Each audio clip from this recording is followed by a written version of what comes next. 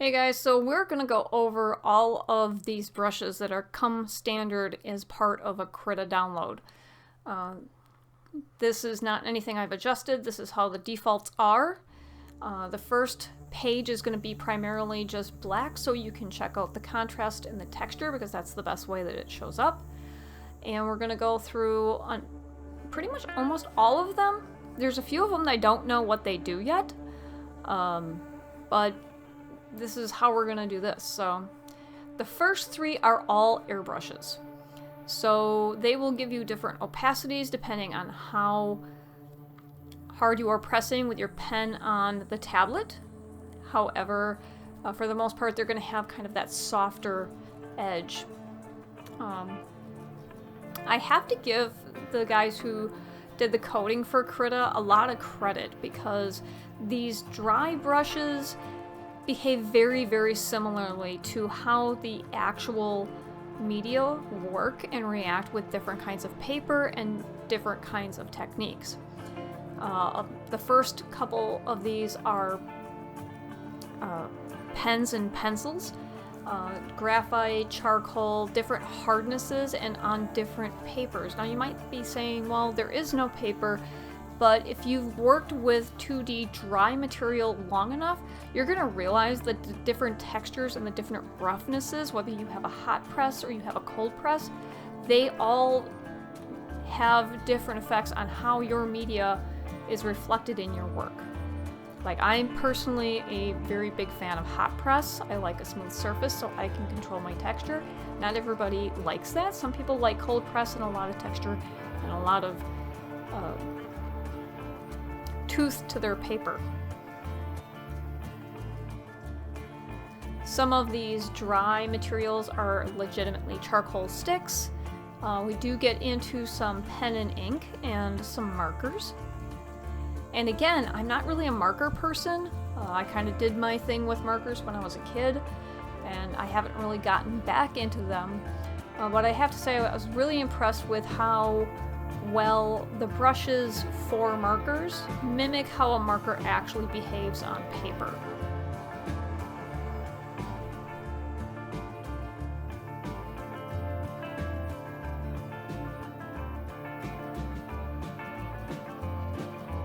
So a pen with a actual brush tip versus like a ballpoint pen or a nib pen.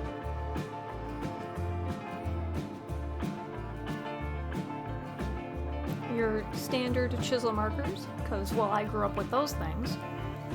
And again, it's really kind of nifty to watch this and go, you know what, that's every reason why I didn't like working in markers, because you can see all of the lines and they don't blend very smoothly.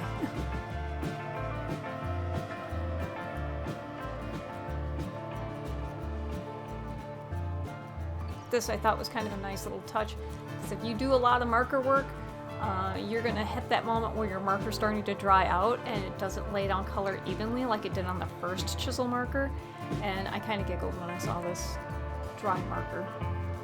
Let's get into wet media brushes. So now we're talking acrylics and we're talking oils. And the point of these brushes, and you're going to see me adjust the sizes of these brushes so that it demonstrates the texture that they're trying to mimic with the brushes more obviously. So like the rough bristle brushes are going to be more like badger hair, the soft bristle brushes will be like maybe your synthetics. But it's nice to see like the little things that would normally annoy me personally, which are like those wonky side hairs that get in your brushes that are like bent from them being constantly used. It doesn't give you that smooth edge. And it'll get into some flats. And I have to say this, once we're into charcoal now, which I don't understand why we went from dry media to wet media back to dry media again, but the charcoal ones really do a really good job at really mimicking how charcoal behaves on different textures of paper. This roller one kind of amused me. I don't really think I have a use for it, but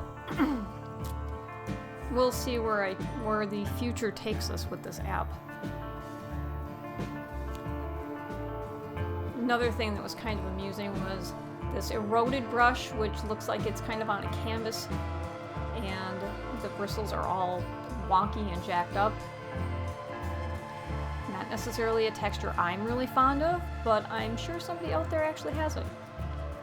And again, like chalk and charcoal, which are basically the same thing, and we're going back and forth from dry media to wet media, but it does a really good job of kind of mimicking how that media works on different papers. Obviously, the rougher ones are probably a cold press or an actual pastel mat. And they respond very well. The Wacom one does a wonderful job of responding very well to pen pressure. And these different charcoal pencils, while it may seem a little redundant, really good about mimicking the hardness of different kinds of charcoal. These wet on wet ones amuse me because I don't really paint in oils, even though I do a wet on wet kind of thing with my acrylics. So once you put your pen nib down and you draw, it's basically going to act like you just dropped some color on a wet canvas. So think Bob Ross, because this is exactly the kind of technique that he uses, is that wet on wet thing, and you kind of have to blend your colors in, and pretty much all your strokes are going to be showing. And of course, all of these wet on wet ones are going to have different textures that they're going to apply to this technique. And almost all of your brush strokes are going to be showing. So if you really like that kind of feel and that kind of synergy with working wet on wet, that's something you're used to, you will probably like the wet on wet brushes. And any one of these brushes can easily be adjusted individually by going into its particular settings. So these are all the default settings for these brushes. This is nothing I have personally a mess with. This is how they come when you load Krita. Paint effect brushes, texture, and watercolor. These are nice. So they have this way of degrading as if your paintbrush was running out of pigment, which I think is a really, really cool effect. The watercolor ones will layer kind of like glazes. They'll keep that real hard edge, and just like if you were layering in watercolor and you lift and put your pen back on the paper, it will act as though you are laying down a whole lot of color on top of a dried layer. It will retain the early edges, it will retain the later edges. And of course you've got different kinds of brushes that you can use with this. But once you lift your pen off of your stroke, it's going to act like what you just laid down had a whole day to dry, and you're layering on a new color.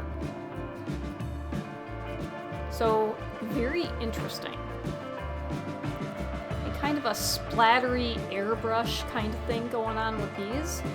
There's a lot of different textures I could definitely see myself using in this, although having used it, I almost want to just do it like traditionally. And again, we get into these ones where you lay down a lot of color and then it just dilutes and you run out of pigment, but you still have water on the paper. This one that's not actually giving you any pigment actually is acting like a water sponge.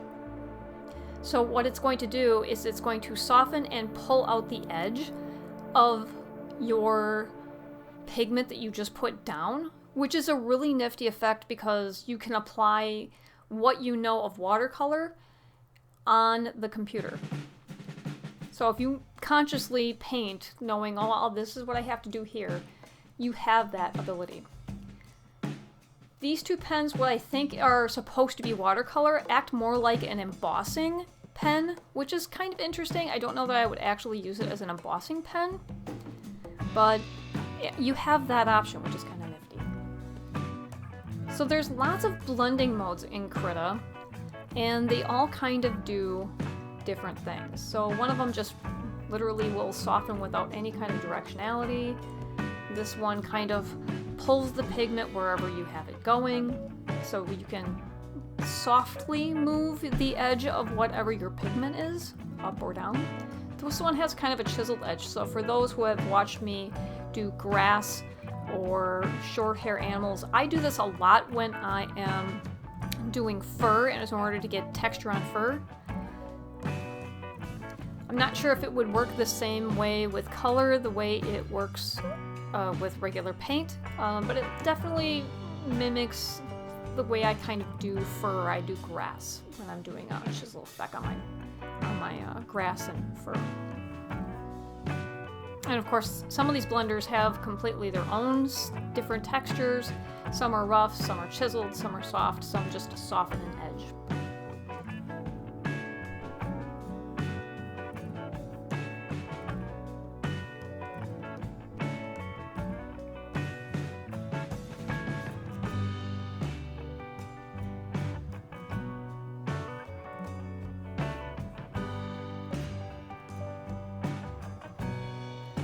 And notice that I'm applying 100% opacity to all of these, which means you basically would have to continue to layer these in order to actually get it to 100% opacity. So there's a couple of color adjustment tools here, and I was having a little bit of difficulty getting some of these to work right. So we can probably do these in another video. As far as dodge, screen, multiply, and burn, the fastest way I can explain this is that dodge is going to lighten the color by just adding white. Same way with lighten. Screen will make it lighter by adding adjacent colors to it and add more color in while lightening it so it doesn't seem to lose its richness. Multiply and darken do the same thing. Multiply adds adjacent colors in order to darken it. Darken just adds black. So does burn. Burn has a tendency of actually adding a little bit of adjacent color. So I'm not really... If anybody really knows the real difference between multiply and burn, as far as how it affects, they can feel free to leave notes in the comments, but for right now, that's the best way I can explain it to somebody who has never worked with digital art at all. One will simply add white or black, and the other one will add adjacent colors while it's lightening or darkening.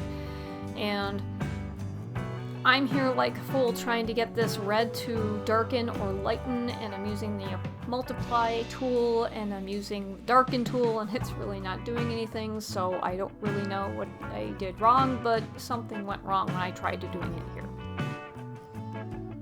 Because it didn't do anything.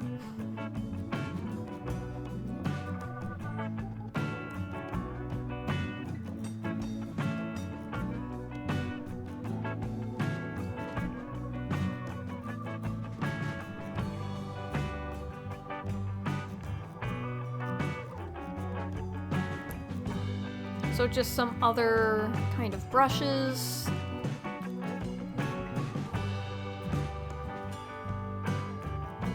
This one's a rake brush. Could be very useful for doing hair or grass.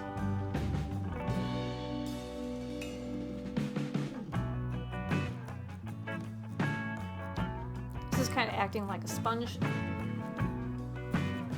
These digital brushes can be a lot of fun. The rock brush, if you just tap on it, basically makes a stamp of a brush. If you're drawing with it, kind of puts a shadow underneath so that you could effectively have almost like a three-dimensional ribbon or rock structure there. So it adds its own highlights and shadows as if you were sculpting something three-dimensional. It's Bob Ross painting. Alright, these shape mechanics, which are the next three, they're nifty, but I'm not really sure what I would use them for at all. And now my page is so full, we have to start with a new layer so that we can actually see what I'm doing.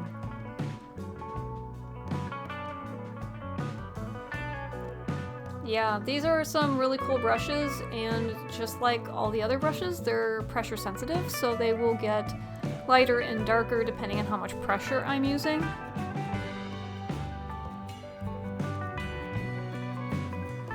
Not really sure what the point would be of those. That's a pixel brush. I don't get the point of a pixel brush. I mean, at the point where it's 160 pixels wide, I was kind of expecting to draw with bricks, which is what happened before, except they just drew a line. And again with Pixel Line Art Fill. What does it actually do? Maybe I'm not understanding what the tool does.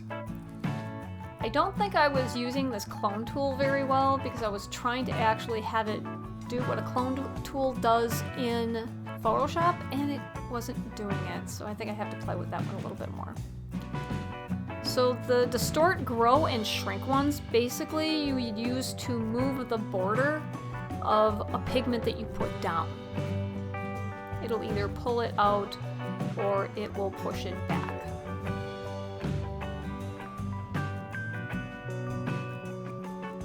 It's an interesting concept. I've seen it used in Photoshop, but I don't know that I would have a lot of use for it in drawing. So this particular one, which is this experimental webs thing, what it does is it gives you a really fine line and then gives you a bunch of parallel lines that when you go inside of like a swirl would add thickness to it, but more on the mains of like it would add like a shadow to it and a kind of fill. It took me a minute to figure out a stroke where I could have that kind of demonstrate really well, but it's an interesting effect. I could see using it in maybe some graphic arts. If you were doing some scroll lines or something of that nature. Don't know that in regular drawing like what I do, like wildlife drawing, it's not graphics that I would have a lot of use for it. This is another one. It's Sketching Chrome Thin. And basically what it does is it puts a fill in between like a hash. And it goes opposite of the stroke. So if you were basically doing cartooning or something, this would work nicely for something like cartooning or calligraphy. Maybe calligraphy? I'm not really even sure. This is like the same brush, just... It's like the same brush and it does the same thing, it's just that the back and forth lines are much more obvious. It looks like a zigzag sewing pattern.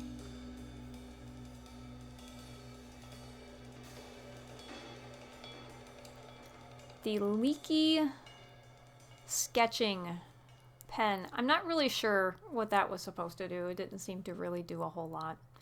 The Impressionistic pen I thought was really cool because it made me think of several paintings, you know, like by Rembrandt and that. But I'm not really sure that I would have. It's not really my style. The pointillism one. This is just amusing because I remember having to do pointillism in school and it just annoyed me so bad. I don't know what this texture normal map thing is supposed to do. If you guys know, let me know. I haven't really dug into it. I just know that it was painting a bunch of different purples and it didn't really seem to do anything other than make stuff purple. So for those who are like into comic book art, this is kind of a nifty tool because this would be like your comic book traditional fill almost. It's going to have the same micro dot aspects like you would on like the old Andy Cap or Batman or the Marvel comics without having to do all the pointillism. A little bit of texture brush here. It's kind of a nifty effect. Keeps you from having to do it, but I mean, having Krita to have all of these different sponge effects or crackle effects, if you don't have a lot of room for this many tools or this much in pigment or this much in media, Krita does a really nice job of mimicking a lot of different media and a lot of different techniques. This is supposed to be a hairbrush right here, and I'm looking at it, but I'm not really fond of it. It didn't really do very well as far as mimicking the flow of hair once you got more than a few bends into it, and so I was just kind of like, yeah, this is not really my thing. Lots more with texture. There's some nice rock texture. without having to actually, I don't know, sit there and stipple the crap out of something or spatter it and get it all over the studio. And I'm not necessarily lifting. This is the dabbing behavior of the actual pen. That's how it's programmed. This is supposed to mimic reptile skin, which did a really good job, but very, very weird.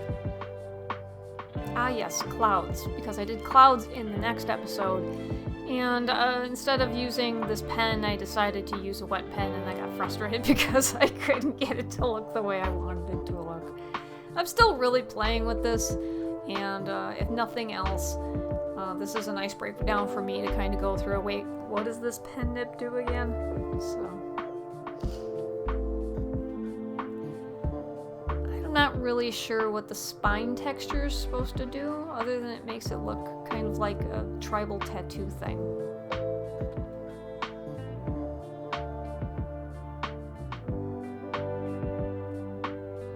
This is supposed to be a splat texture.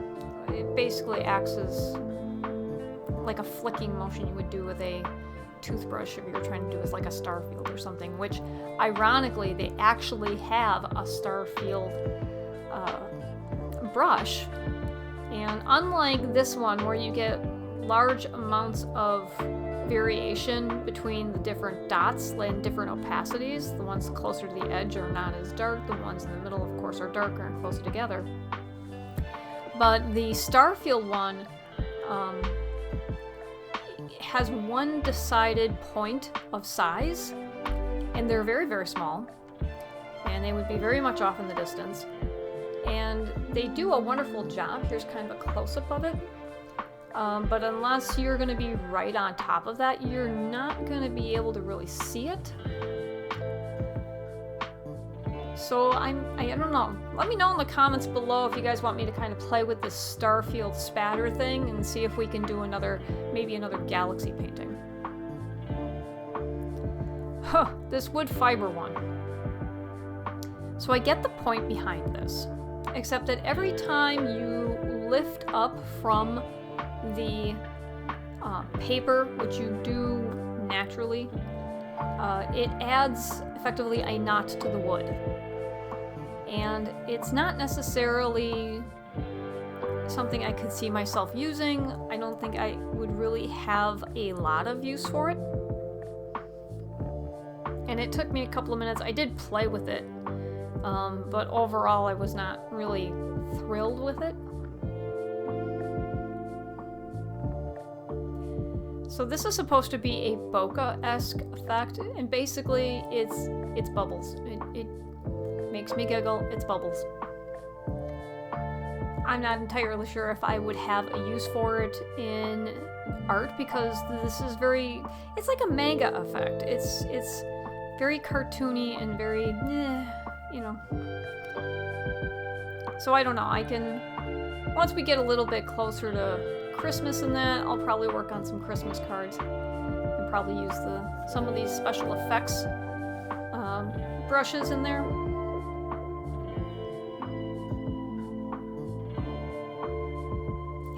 The grass brush. So it randomly will change the direction of where your grass is growing. I haven't really figured out if there is a specific way to get it to change, but it will not vary the color without you varying it or changing the settings in the brush. So this is not a be-all and end-all, this is just patches of grass here. So again, you're not gonna be drawing a bunch of little lines, but at the same time you're still gonna have to have an understanding of what grass looks like off in the distance or in the foreground, so that you are properly adjusting your color mixes. The hearts, I don't think I'd really have a use in the realistic technique that I use for the hearts, but it's a kind of nifty effect. I might have something for like Valentine's Day for it. This is basically like a stamp tool, this herb tool. Can't really say I really want to have that. This leaf pattern tool is an interesting way to fill in a pattern for something, and again, I tried diluting the opacity so that I could layer it. This is, I think, one of the only ones I really adjusted the opacity on so that I could see if it would look decent if I layered different colors to maybe give it some depths and put something, push something back. The mountain brush, yeah, if I feel like getting it into typography for maybe D&D or something like that, but honestly it basically does a stamp and then does the same thing over and over and over again. And the only thing you're really varying is the size. So there's this one here, which is Stamp Suju Bubbles, is a bubble rim that basically is made up of a bunch of little pixels of different sizes, and it looks maybe like they're supposed to be stars or something like that. When I put it in this field, it made me think of a couple of video games that you had to fly through the rings on, so I wasn't really impressed with it. The star stamp thing, it's okay, but I have a few brushes that I've created for Photoshop that actually change the position of those stars up so that it looks a little bit more varied and a little more random. The stylized, I can't remember what the stylized tree. I don't know that it's very Bob Rossish. Some of these digital brushes are very, very Bob Ross. I don't know that I would have a lot of use for it because it's like a stamp that you're just dragging all over the place and it seems a little ridiculous when you actually see it. The stamp water brush is kind of nifty. Now the thing is that you're going to see me change the size of this brush, but note the fact that the water lines, when you change the size of the water brushes, it doesn't change the direction. So it doesn't matter if you're using it up or down, the water will always be left to right. It will not be up and down, even if you are making a stroke that is up and down. This is pretty much all the brushes that come standard in Krita. So I will be digging into the ones that I actually had trouble with in this demo. And then I will post an update as we kind of go along. I hope that this was a little inspiring for some people because honestly, when I first played with Krita, I was so excited to use some of these brushes and some of these tools, and it can be very, very overwhelming. So I think I'm just going to go back to the basic dry media ones, and then maybe I'll play with the wet media on actual wet media in reality, not on the computer. So until then, I will catch you later. Hey guys, well I know that I have taken a few months for myself to get settled in the new place and get the studio set up, and a few little bugs with the computer along the way. I'm trying to get back into a more regular broadcast schedule. We'll see if we can't get the streaming set back up on a regular schedule as well. And I have a few traditional pieces in traditional media, and I really want to kind of explore this digital media a lot more. So if maybe you're a traditional artist and you've never worked in digital and are curious about it or want to see what I can do with it, or you like my style, or you found some value in this, then feel free to hit the subscribe button and like the video. Leave me some comments on what your thoughts are with going from traditional to digital media. Don't forget to hit the bell notification to make sure that you've got notifications coming into your mailbox about when I upload the latest episodes or when I'm live streaming.